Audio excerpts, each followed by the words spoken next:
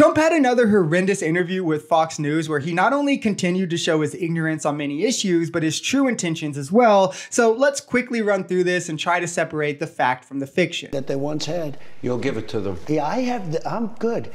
I'm good. But they don't have the backing. Even Schumer has become like a Palestinian. Chuck Schumer, Jewish, always strong for Israel. He's become like a Palestinian. Trump hates Palestinians so much that he's now using it as a de facto insult, labeling a literal Jewish man a Palestinian because he doesn't support Netanyahu. This is a horrendous look, and it's also the same card that he plays about Democrats, calling them all communists when, I mean, he couldn't define communism or name the one communist policy that's been passed, but he does see it as an insult, so he will label them that. And now he's doing the same with Jewish politicians. If you're not going to support Israel in their clear-cut genocide, you must be a Palestinian. The question is a large question because you're asking about a lot of things. Take abortion. For 52 years, people wanted to get rid of Roe v. Wade. And the people that wanted to do it were legal scholars, lawyers, politicians. Everybody wanted it to go back into the state system, not the federal system. Let the states decide. Let the states decide. The people decide. Let the states decide.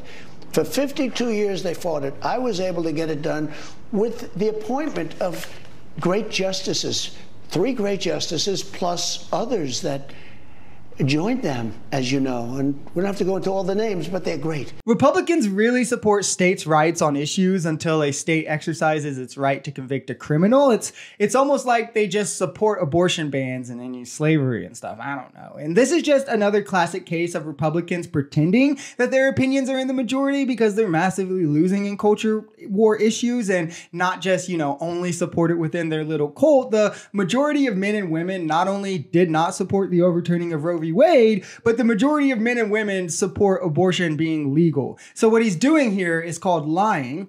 And I would say that he's good at it, but then again, his lying did land him 34 felony convictions. So maybe he's not the best. We're at the most dangerous point in the history of our country because of the power of weaponry, nuclear weapons in particular, weapons that are so powerful and I've seen the effects. So is he talking about in movies or what? Because they haven't been used since World War II. So this is just another bold-faced lie meant to fearmonger and make him seem more qualified about things he's completely ignorant on. Remember, this is the man who said uranium is a nuclear weapon when in fact it's an element. So yeah, take his word with a grain of salt. And even that is a gracious amount if we're being honest. And success does bring the country together because we are the most successful economy in the history of our country. Trump had a mediocre economy at best prior to 2019, where he was unable to outperform Obama in pretty much all metrics. But I also don't get why MAGA clowns act like 2019 and 2020 didn't exist for Trump because of COVID, but they'll count 2021 and 2022 for Biden. MAGA is so quick to say, but COVID, even though Trump's actions directly made things worse. You can see it reflected through the G7 countries where America had the most GDP decline in the G7, the highest inflation in the G7, and most unemployment in the G7 during COVID, showing that of world leaders, Trump handled it the worst. But Biden in the G7 during COVID had all those metrics as the lowest, showing that America handled it the best under him. So if you want to say that COVID had some effect on Trump and his presidency and the economy, sure, I guess.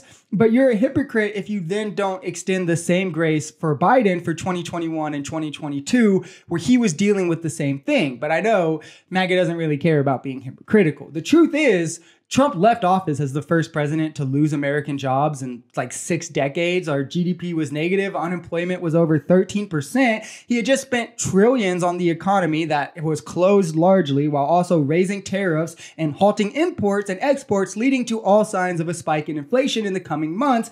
Inflation actually reached its peak before Joe Biden even passed a single bill. But if you want to just isolate both men's COVID years, Biden undoubtedly handled it better. And if you want to isolate both men's 2 years without COVID effects, where Biden had recouped jobs, inflation had been cut, Biden still handled it a lot better. His monthly job gains are over 300,000 or over 200,000 regularly. He's had multiple over 300,000 and one over 400,000. Trump never once broke 300,000 and struggled to even break 200,000.